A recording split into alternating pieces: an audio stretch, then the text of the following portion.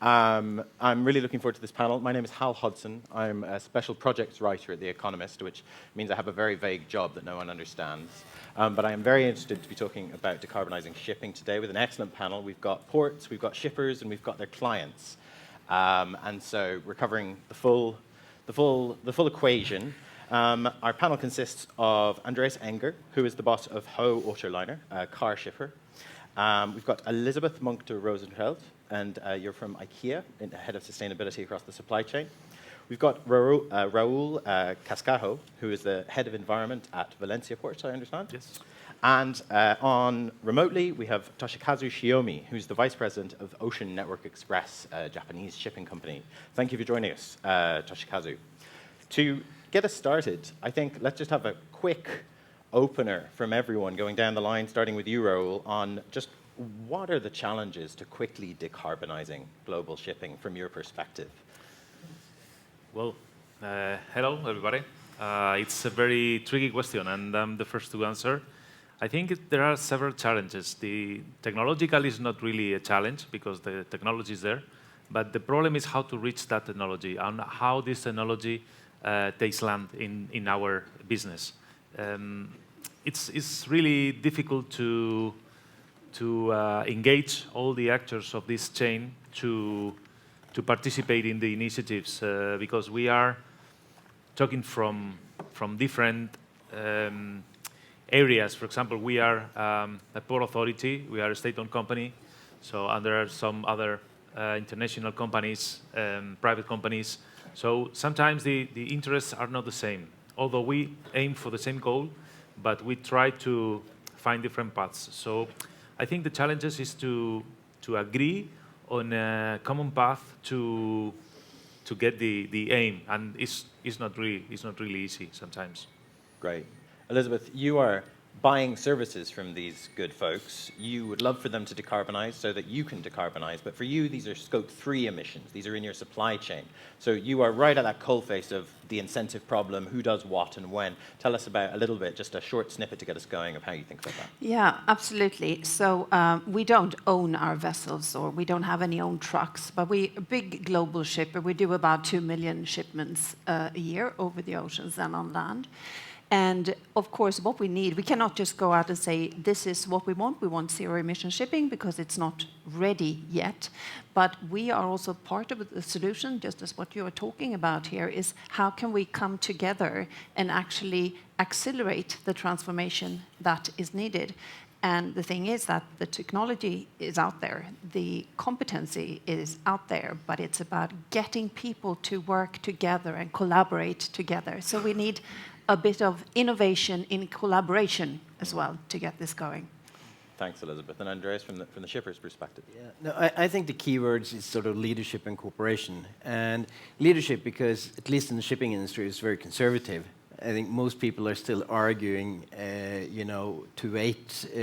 Things are uncertain. The customers are not there. Energy is not there. Fuel is not there.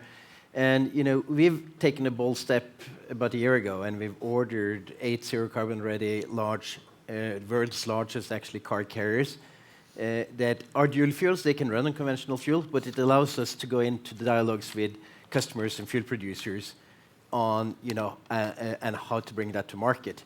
And it gives a surprising range of very, very deep and good discussions. But you need to have something to offer to be able to engage in meaningful conversations. And today, we have a signed agreement with MAN to bring ammonia vessels on the water by 2026. We have 20-ish green and blue ammonia providers, quite committed to have green ammonia ready in ports by 2026, 27. And the greatest thing of this is we have a financing section here as well. We've been able to raise capital. We've been able to fully finance these vessels at terms that are almost unseen in our segment because they're future-proof and because they're leading somewhere. So we basically put $1 billion into this game and think that that's which is a lot for a small company like ours, which I think is what is required to get this ball moving. Because if you don't have anything to show for, you only get sort of fluffy conversations. Wonderful. Thank you, Andreas. There's a lot to come back to there. Toshikazu, last but not least, you occupy more real estate than any of our faces. So hello, lovely to see you. Thanks for joining us remotely. Tell us a little bit about Ocean Network Express's perspective. Okay, thanks. Yeah, hello everyone. Good afternoon, those who are in this one. So yes, as you kind of mentioned, our shareholders are all Japanese. However, our headquarters is in Singapore. So we believe, yes, we are born in Japan. However, we believe we are international container shipping company. So many people already pointed out basically technology is there. But however, we need something like the willingness to pay from the client. Maybe the landscape is different from the car carrier market. Container market, the client is basically the consumer in the end, the society itself. So still, yes, software company like IKEA is ready to support us. However, it is still not in the big momentum. So now we encourage the people to understand what we are doing, how they can support. And still, it is early stage to educate. And also, our challenge is still the alternative fuel source is not fixed. We have several options. In any case, to reduce the unit cost, these are all the fuel factory need to be scaled. But since we have several options, many projects are still in the smaller scale, which means cost remains high. So that we can encourage consumer to pay us, the fuel cost need to be reduced. And also, I'd like to raise the regulatory point. So, like we made a very big success to transit from high sulfur oil to low sulfur oil. IMO took a very good initiative to import us on a quite unified and one simple international route. So we need to think about how regulator can help us. So Ocean Network Express is a part of the World Shipping Council. We communicate with the several regulators through the World Shipping Council. Brilliant. Thank you, Judge Kazu, and we'll come back to a lot of those points. But I want to start with the point that you raised, which is just about this stuff at the moment costs more, right? It costs more. Are you, Elizabeth, happy to pay for it? How do you think about paying for that extra cost? Do you transmit that cost either through sort of, our consumers, ultimately your consumers, like us who buy your furniture? Are we willing to pay that cost as well? Well, first of all, we do not believe that sustainability should come as an additional cost or a premium, because it should, of course, be the default option, the better off option for the benefit of our customers and the environment. But we know that there are lots of investments that needs to be made. There's a lot of collaboration that needs to be made, and we are willing to be part of this collaboration to co-create the solutions and also share the investments that are needed to make this transformation. Okay. And Andreas, you have made some investments. You are maybe among the few who have really started to make these investments. I don't know how far along you are, but tell us about the thought process of raising the money when you were talking to the investors, getting that money at reasonable rates for experimental or new things. How did that process go? We're actually starting building vessels this week. Oh. And the first news. But just go back, because I think the essence of this is to equalize the pricing, right? And I think before I go into the reasoning, I think there are two very simple things, and IMO was mentioned here. Carbon pricing and contracts and differences can easily bring green fuels to the market in an accelerated pace. But that's obviously very difficult to get. But it is a very, I think it's fooling ourselves to say that it's not an easy solution to this, but it's difficult to implement. For us, I think what has been important for us is that we've put a lot of effort. We design our own vessels. We have a sort of history of owning, operating, and running, dealing directly with customers for almost 100 years. So we have been obsessed with creating fuel optionality into the vessels. So we're building vessels that we actually believe will be the best car carriers out there, even if the green transition never happens. Okay. But it has the platform installed to be able to go green at the pace that our customers and the regulations and the market allows for. And it also has dual fuel capability, meaning that we can run ammonia and traditional fuels in the same vessel, so we don't need to get anybody on board. And I think that's the trick, because I can't talk for IKEA, but that's I think the kind of platform that makes the major automotive manufacturers in the world wanting to go into this, because nobody can make a bet on this happening in 2026 or 2027 or 2028. But if there is leadership, and if there is pressure, and if there is governance from IMO, and EU is committed, I think 2030 is a reasonable date for a clear aspiration of having a substantial amount of deep sea shipping decarbonized. And I think Elizabeth's target at IKEA is 70% from current levels by 2030? Yes. Well, first of all, we have signed COSEF, Cargo Owners for Zero Emission Vessels. So we have committed to, by 2040, to ship our goods on zero emission vessels. But we have a very important milestone in 2030, and we are to reduce the carbon footprint from every transport we do on land and ocean by minus 70%.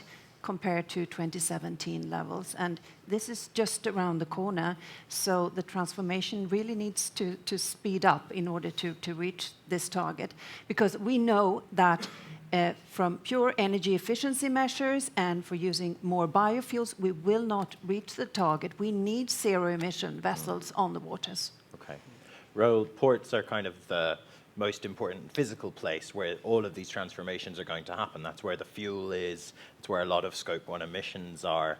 How do you think about this question of paying for it? I mean, in a way, it's, to some extent, in my mind, it seems it's between the customer and the shipper, and you guys are like, well, but you are also providing services, and people have to pay for those too. Yeah. We are a charity body, so we provide investments for everybody. I mean, it's we have a we have a target to get zero emissions, net zero emissions in 2030. So it's 20 years before what the European Union has said. So it is very ambitious, but we have just started in 2008 to see what's happening in our ports, in order to see who's emitting and what and how much. From that, we have started to develop some projects for reducing or eliminate all these emissions. So this is something that we have transferred into our governance model, and in some ways we have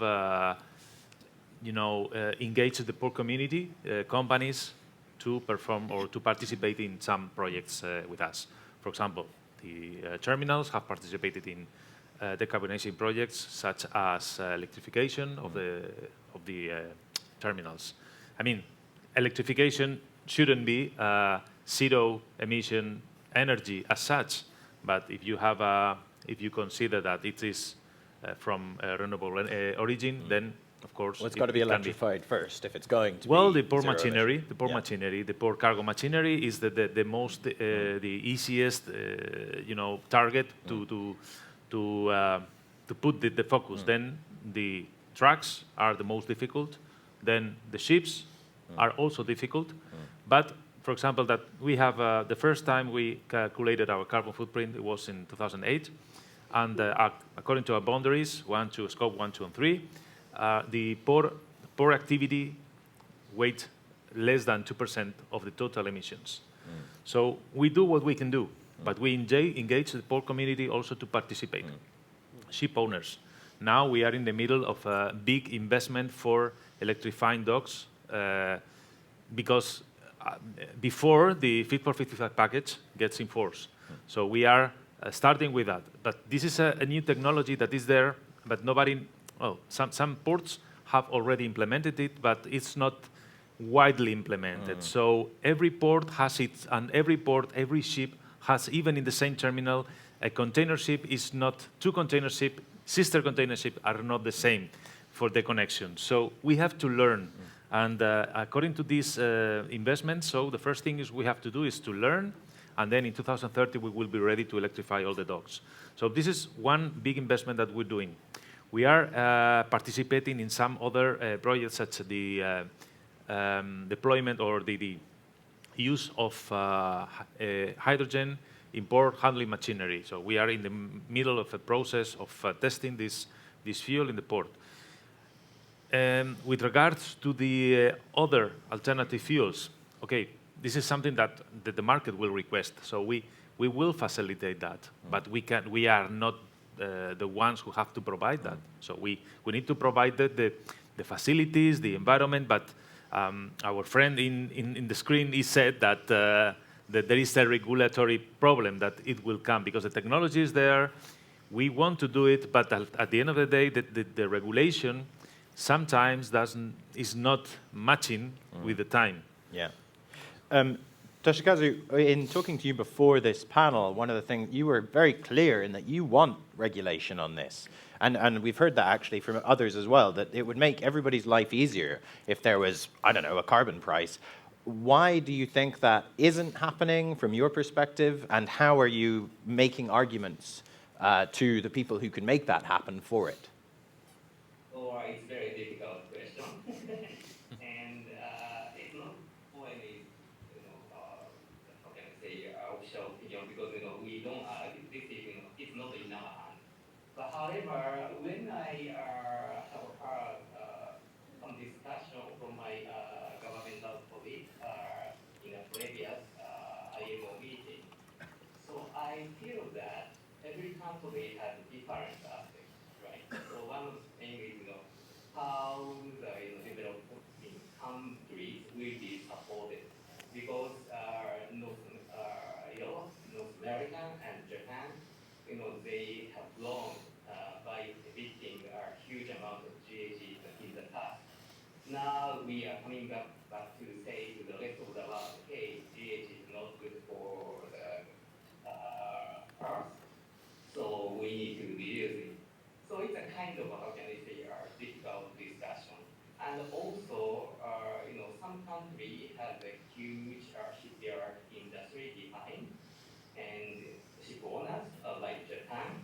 So maybe it's not easy that everyone can be on the same page. However, like my colleague on the panel said, we need to do that. And in the end, otherwise we cannot survive. So I wish every state country come back to in the real world and agree some regulation so that we can accelerate the transition. Otherwise, maybe our process may be much slower than the world we have. Okay. That's my view. Can I add yeah. to that also? I think this is, I mean, it would be fantastic if we had a super clear regulation and we had a very clear map of where we are heading and what the type of fuels are and how much it will cost. But probably there will not be a clear map, and we put the urgency of this topic on top of this. We need to move, even if we don't have this. But I think we do know we have a direction that we need to go, and we have a compass on how to get there. I think it is very much about us all, the different stakeholders, to try to reassure that we're all on board this journey, and this is the direction that we need to go. And then we need to slice this elephant into manageable projects to test and just move on. And I think here, for example, the green corridors, I have high hopes in the green corridors, because there we can focus and prioritize a certain area and try to collaborate on that specifically, rather than taking an overall collaboration on everything into it, which makes it a bit unmanageable.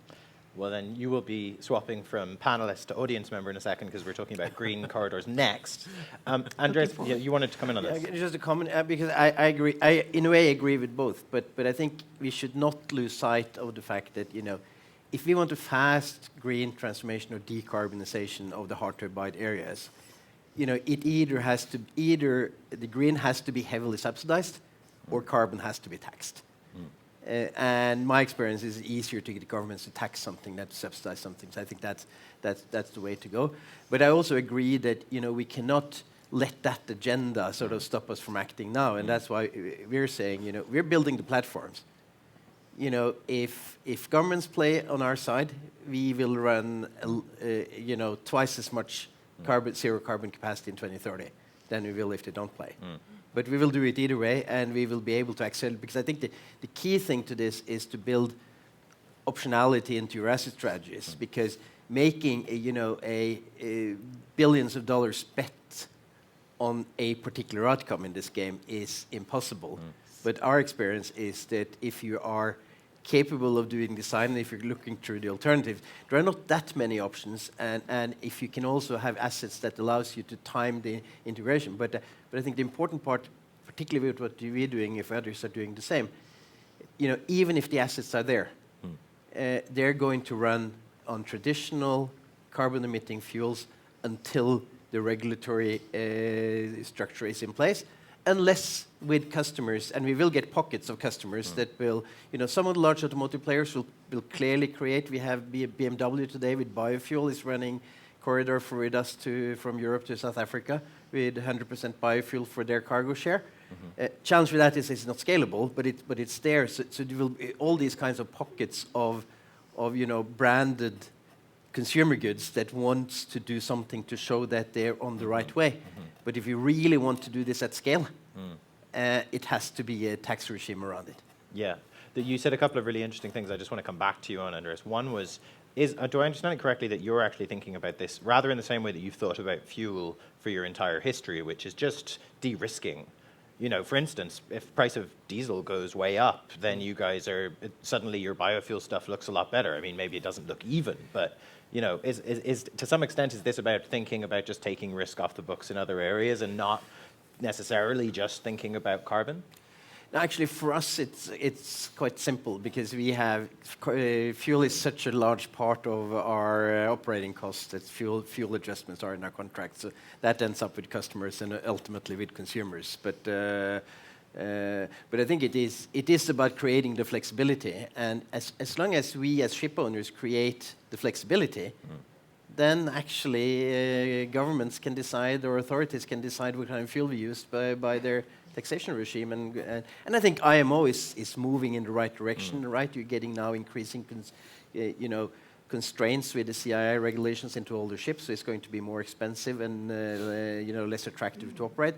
It's going to be transparent, so it might be less attractive for the carbon conscious customers to use the labeled high carbon ships.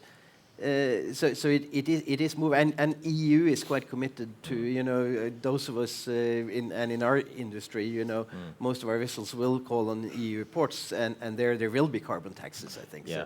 So I guess it does seem like a bit of an appeal to sort of Deus Ex Machina, to say, oh, if only there'd be a global tax regime that would solve this problem for us, then we wouldn't have to do anything. But it does look a lot like there's a sort of regulatory patchwork of different, much more focused sort of rules being made. I want one more question. I should be spreading it around, but I just want to ask the idea of contracts for difference. This has worked incredibly well in the offshore wind industry in the UK, for instance.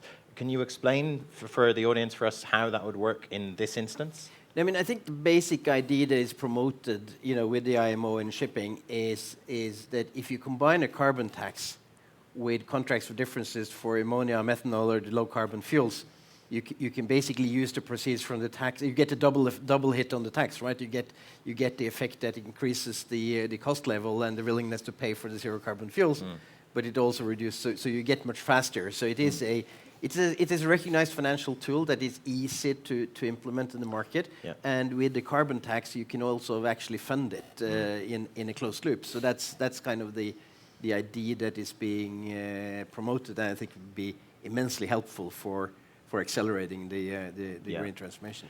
Raoul, it sounds to me like because the sort of fuel future is not yet known, you're in a little bit of a tricky position, because aren't you going to have to support all of these fuels and electrification through your ports? I mean, you used to just have as far as I can tell, one fuel. Yeah. And now we're talking about somewhere between 3 and 5 sources of energy in your ports. How are you going to do that? Yeah, it's very difficult. But it's for sure is that the owners are trying to support this transition, because we know that, for example, some ship owners have chosen the LNG some years ago, some others have chosen the methanol, others have chosen the ammonia.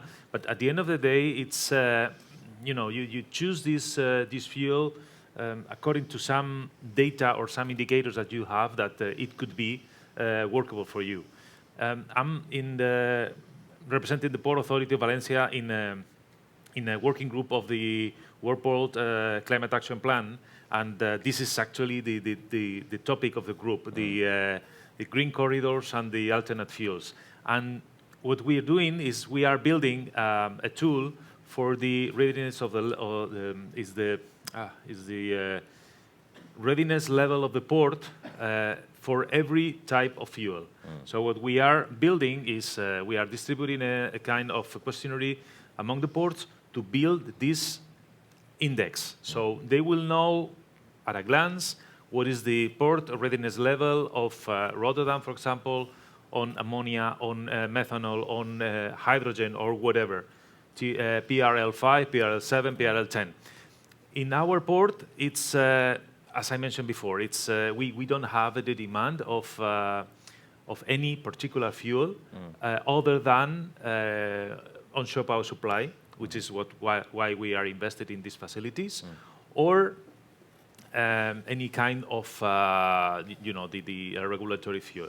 But if somebody comes and say, okay, we want to do so, okay, we will support them. We cannot bet on one particular fuel. If they don't know, they are the really users. How would I know?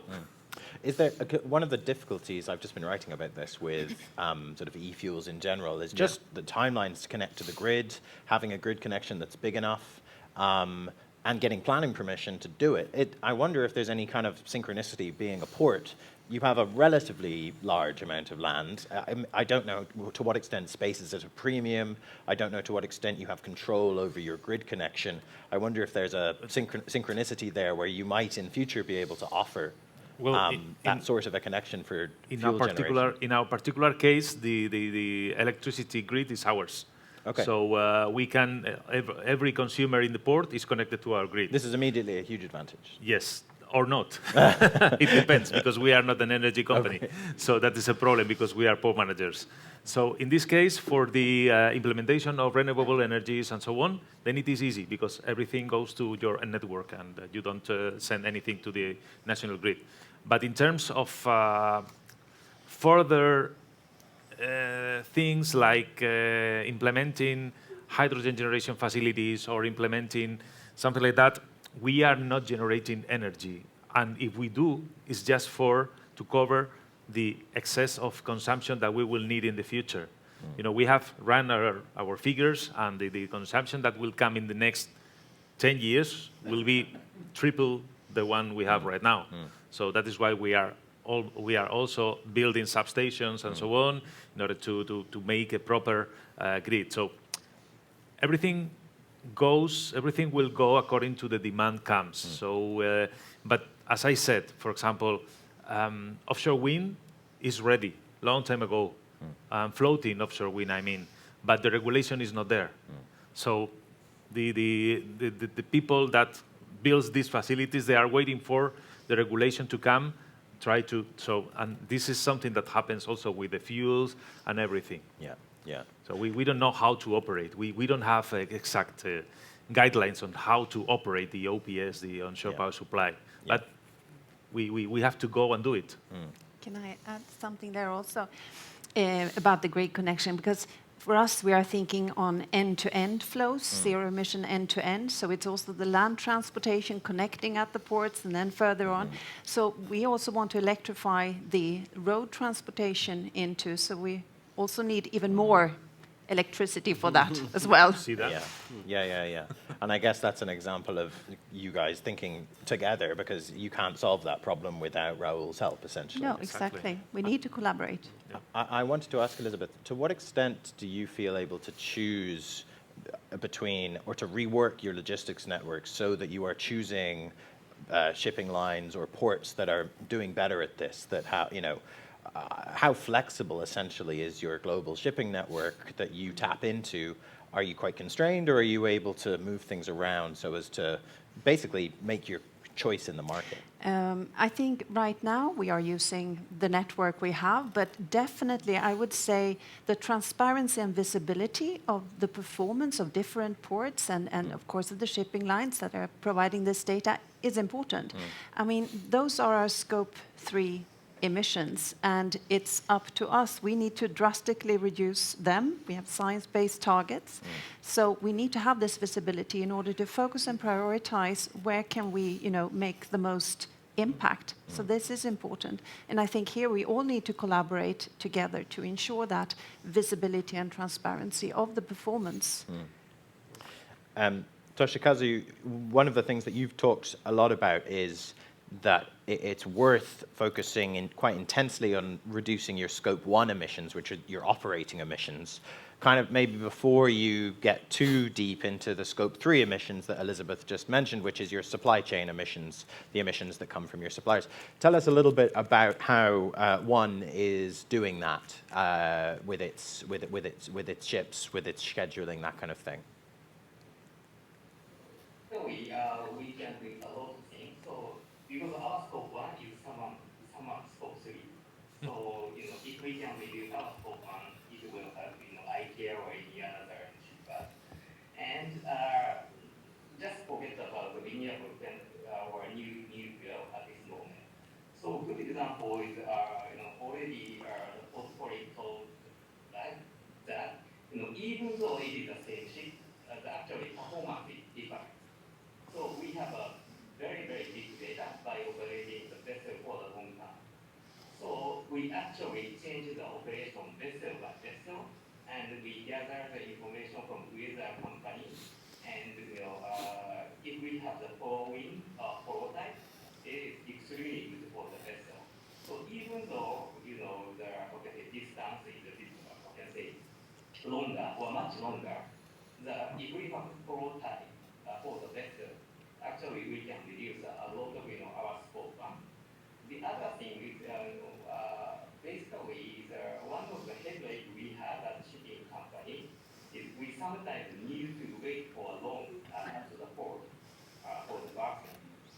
So since we are in Singapore, we have a very strong relationship with PSA, the very big terminal operator, and we had some trial in the past to secure the parcel. Basically, the captain, the tendency is to report their arrival time earlier, so that our PSS colleague can give us some priority. But say, if I say to you that, hey, our vessel comes to 9 p.m. today. However, the vessel comes 10 or 11 p.m. PSA needs to wait for 2 hours. And that's not good. So yeah, as everyone mentioned, we need collaboration.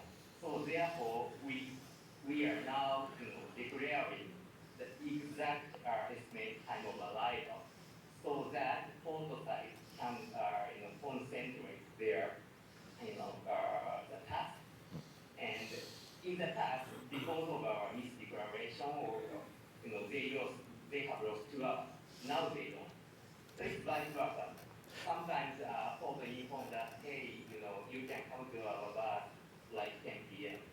But when I arrive, we need to spend another 3-4 hours. Then fuel is back, just for delivery. That's not nice. Yeah, please go. Well, and to be clear, Toshikazu, the reason that this matters, my understanding of it is that if the ship is idling, just waiting for a berth at the port, that is a very dirty activity. Not only is it not really useful, but if you run the diesel engines at low power, they create more emissions per unit of energy than they otherwise would, right? So this is all about smoothing out the logistics. Have I understood that correctly? Yes, that's right. Okay. By doing that, actually, we could save a huge amount of energy. So same thing is, we apply to the inland logistics as well. to connect rail or to connect trucks. So the both sides should share the exact and honest data. What? So maybe it will support us a lot. But still, we don't have a very clear standard or something like that. We have something.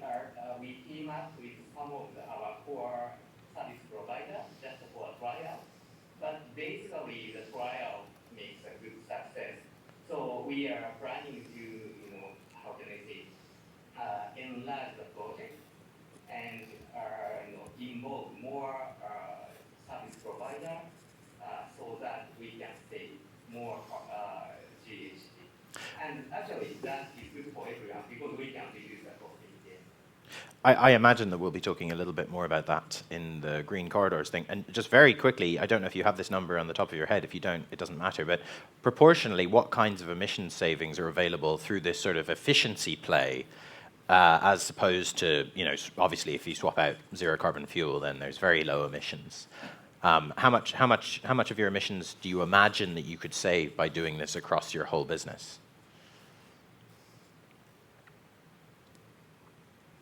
It's up to the route or the service. So that's not any average. So but still it's meaningful number. Maybe we can say 10 or 15% by tidying up these kind of small projects. Like you mentioned, we are fighting with data, but let's try and start the project from the small part. Yes, in the end, we need zero carbon bill in the end. But before implementing this kind of fancy technology, I believe we can do a lot, not only for the shipping company side, but for the consignee side and the shipper side and the terminal side. Because we need to help each other to reduce our GHG, our own GHG as much as possible before implementing the very expensive bill. That's very good thing for the society. That's how we believe. So therefore, I don't want to send a long message, oil is slow or not proactive in the market. Actually, our new vessel is a whole methanol and ammonia-ready vessel so that we can secure flexibility. And we are participating in some of the green corridor to contribute to the project. And but at the same time, I would like to take a realistic way and real project. Everyone can feel yes, we are saving the energy. Great. That's the approach. Thanks very much, Tozukazu. I've been a terrible moderator. I've completely forgotten about questions, and I also don't have the Slido pad. So does anyone in the audience have any questions that they'd like to? We've got one there and one there. There is a mic coming. Great. The lady in the back there. And I'm sorry, this is completely my fault, but if you could try and be quick, we are coming close to the time. Thank you.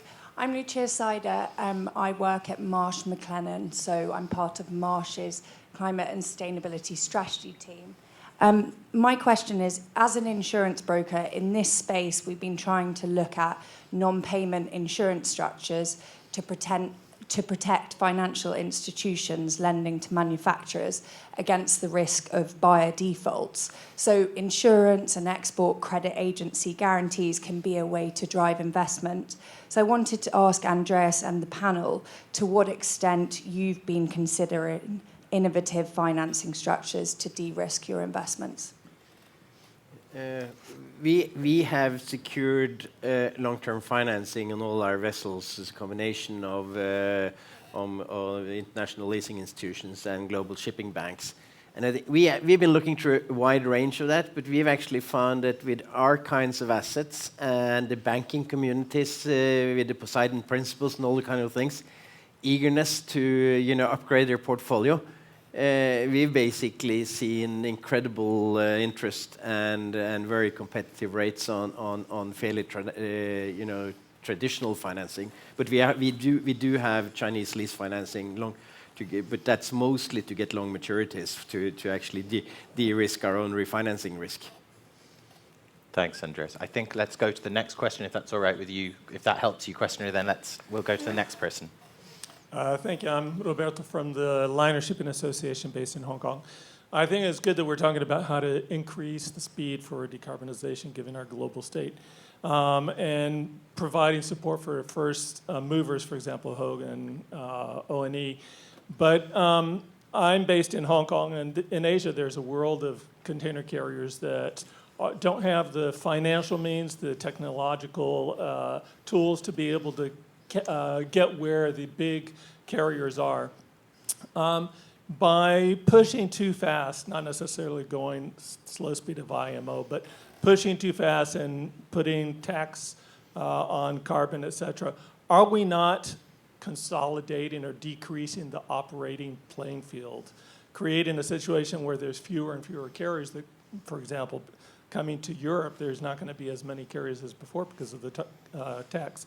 Maybe a question to IKEA as one of the shippers. How do you avoid the concentration, reducing the number of operators in this field, while at the same time encouraging faster decarbonization? Yeah, really interesting question, definitely. I think also here, I think there is a need for first movers. I think it is important, but it's equally important to leave no one behind. And that this tail we have behind, we also need to have measures in place to ensure that we can move everyone in a good speed. I don't have any exact answers of how this can be done, but it's definitely a perspective that is super important. Brilliant. Thank you. I'm afraid we are out of time. Oh, you've got the mic. Go on then. Very, very, very quickly. Go for it. Okay, I was going to change gears just slightly. AJ Rice from the National Oceanic and Atmospheric Administration in the U.S. Question for the shipping companies. Besides alternative fuels and optimal fuels, there's optimal routing. It takes good data to provide, in turn, good routing. Is there any concerted effort, deliberate effort to help observe the ocean environment better? In other words, doing yourselves a favor, helping the guidance deliver more optimal routing to reduce emissions. Why don't we go very quickly first to Toshikazu? Very quickly, Toshikazu, because it's over already, but please, quickly. All right, difficult question.